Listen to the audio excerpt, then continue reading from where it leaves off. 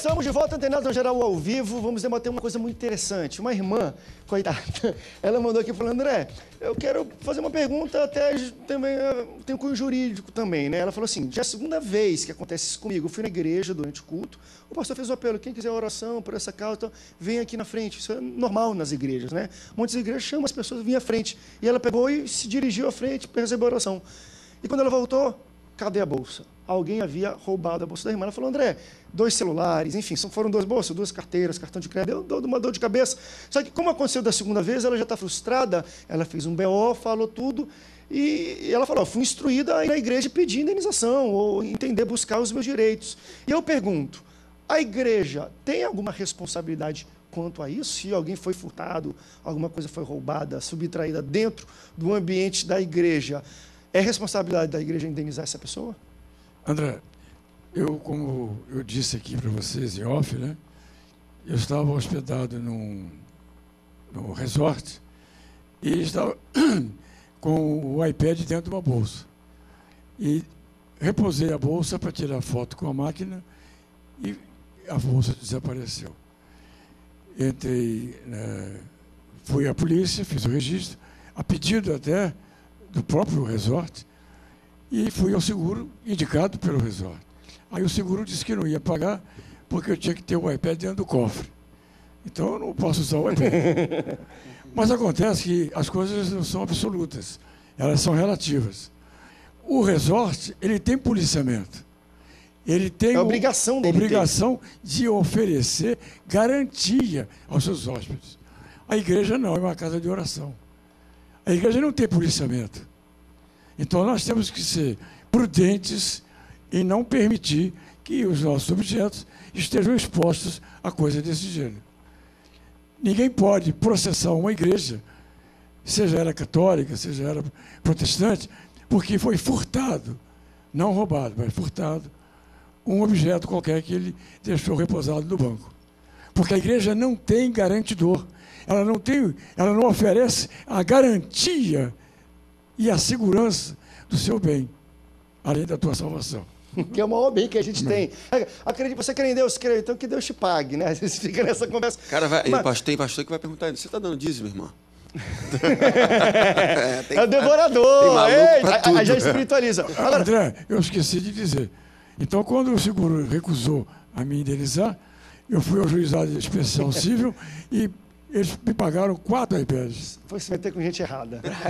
Então a pessoa mas fica também uma dica, claro, em igrejas onde pelo menos tem uma ou outra ocorrência dessa, uma coisa tem que se lembrar, que às vezes isso acontece, as pessoas até ficam, por zelo da igreja, ficam com vergonha de avisar para a liderança: poxa, pastor, furtaram isso. Mas é interessante, acho que as pessoas querem até saber disso, porque se isso acontece com frequência, 1 ou 2 ou 3 vezes em algum ambiente, todo pastor que eu conheço, ele tem zelo para aquilo, ele vai falar com os diáconos: olha, queridos, fique de olho no momento que o pessoal for para frente, fique de olho, os diáconos e presbíteros estão ali para isso, para uma prudência. Mas assim, não é obrigatoriedade da igreja botar câmera, ter aquela questão de prestar vigilância, não é requerida da lei, né, do Estado que ela faça isso, mas se acontecer alguma vez numa igreja, é prudente que ele faça. A igreja não tem a obrigação de garantidor, não tem.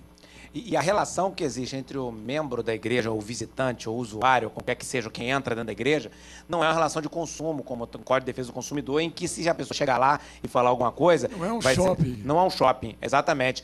Agora, as pessoas ficam, às vezes, querendo pensar que todo mundo que entra na igreja é santo. Não se esqueça que Jesus teve 12 apóstolos. Um duvidou dele, foi Tomé. O outro negou. E teve um que vendeu Jesus. E era um apóstolo, escolhido a dedo de Jesus. Ora, se entre os que Jesus escolheu, tinham 3 que tiveram esse tipo de comportamento, evidentemente, dentro da igreja pode ter de tudo, inclusive ladrão. Inclusive, pessoas de qualquer outra natureza. Oportunistas, e que entrem lá efetivamente para roubar, ou furtar, no caso, né? O que acontece? Nesses casos, só observar para o telespectador: roubar e furtar. O roubo, ele é com uso de violência, né? O furto, não. A pessoa. A violência...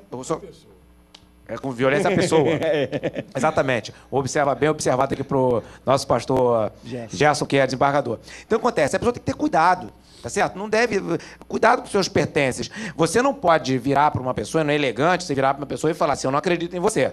Agora, você virar para um público de pessoas desconhecidas e você duvidar que todas elas sejam totalmente honestas, é complicado. E você mesmo pode ir lá na frente orar e depois errar o banco. Ou até pode acontecer de alguém equivocadamente levar a sua Bíblia, levar a sua bolsa. Pode acontecer. Sim. Entendeu? Então, quer dizer, a gente até, no final das contas, se no caso em que some um negócio desse, pode até ficar na dúvida do que aconteceu. Mas para evitar esses problemas, tome cuidado, guarda, deixa na mão de alguém para alguém olhar, alguém que você conheça e confie.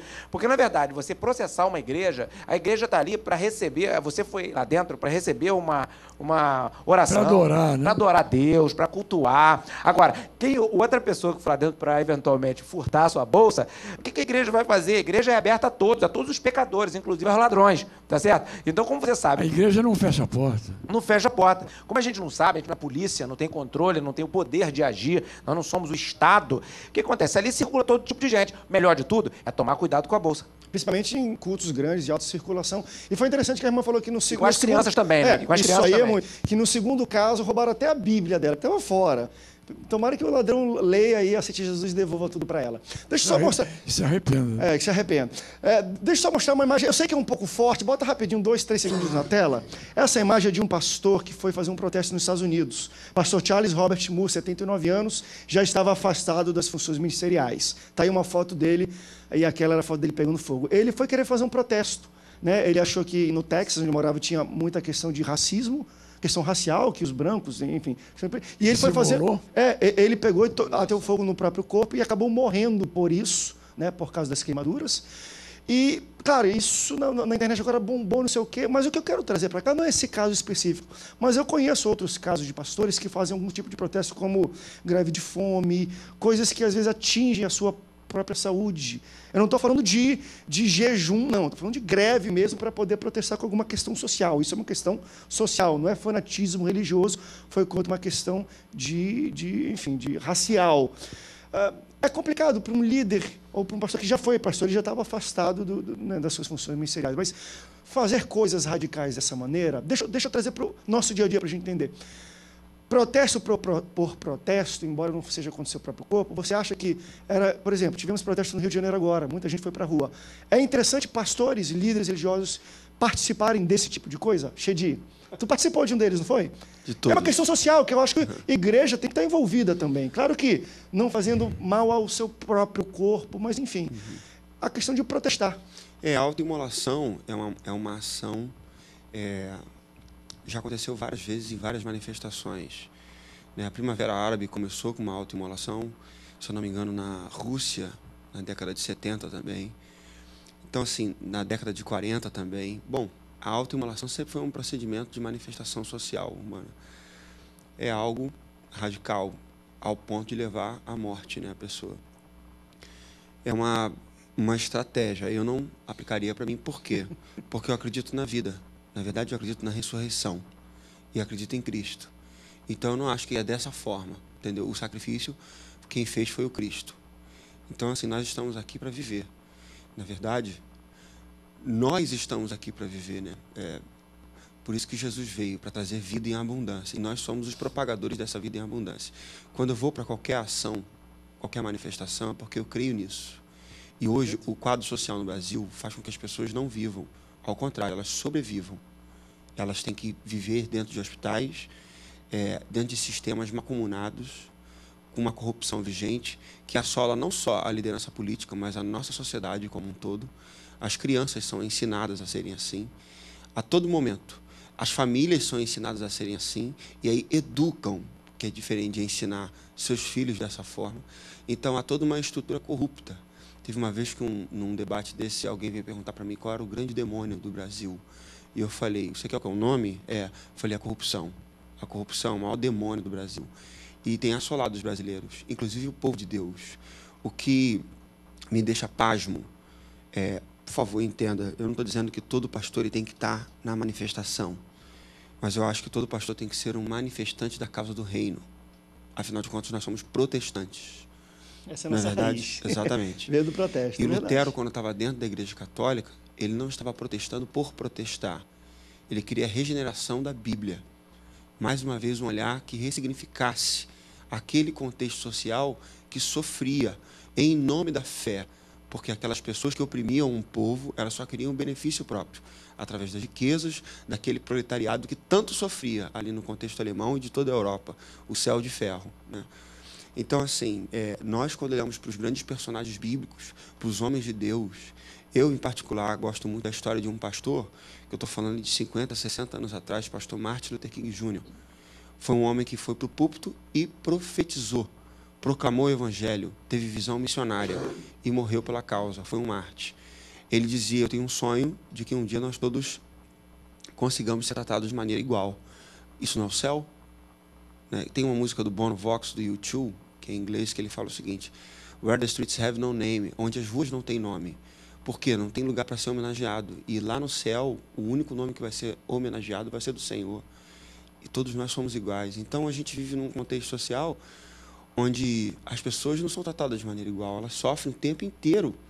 E o nosso discurso de fé é uma agressão, às vezes, se a gente não faz nada em nome disso. Como que eu posso falar de uma espiritualidade subversiva, de uma espiritualidade coerente, um evangelho que transforma, se eu não sei nem os candidatos que eu vou votar, se eu não consigo entender o sistema político onde eu estou? Afinal de contas, a gente é brasileiro e Deus nos colocou aqui. E nós que somos os pregadores das boas novas do Brasil. Então, quando eu estava naquele contexto ali das manifestações, eu vi grandes milagres do Senhor, porque eu ouvi um jovem de 18 anos saber o nome do secretário de Segurança do Rio de Janeiro, só pode ser um milagre no mundo que a gente vive hoje. É verdade. A gente está com um minutinho para terminar aí, pastor Rubens. O que acontece? Complementando, refletindo, concluindo, né, sobre o que o nosso pastor Rafael falou, queridos, olha só, se informem. A ignorância que impera, que eles impõem com a educação de baixo nível nas escolas públicas do Brasil, que somos das piores do mundo, e IDH melhorou uma posição, menos educação. Pode ler no jornal de hoje. Ou seja, querem te alienar, reflitam, não deixam te enganar. Não deixam te enganar em cima do púlpito, na televisão, nos jornais. Leia bastante, porque se você ler, você vai saber em quem você votar e vai escolher 4 anos melhores do que os que estão agora. Isso aí. E é legal lembrar que a gente, falando de igreja, até espiritualmente, nós temos uma raiz protestante. Então, claro, temos que saber o limite disso tudo, mas devemos protestar. E para protestar, a gente tem que entender do que a gente está falando ou o que a gente deixa de falar. Isso vem com a informação. Qual é o objetivo do protesto? Pastores, obrigado pelo presente de vocês. Passou muito rápido. Obrigado. O tempo hoje tinha vídeo ainda para mostrar e fotos, mas fica para a próxima. Obrigado pela sua audiência. Deus te abençoe. Até o próximo Antenados na Geral. Tchau, tchau. Olhou para trás e viu a lama. Olhou para trás e ficou para trás.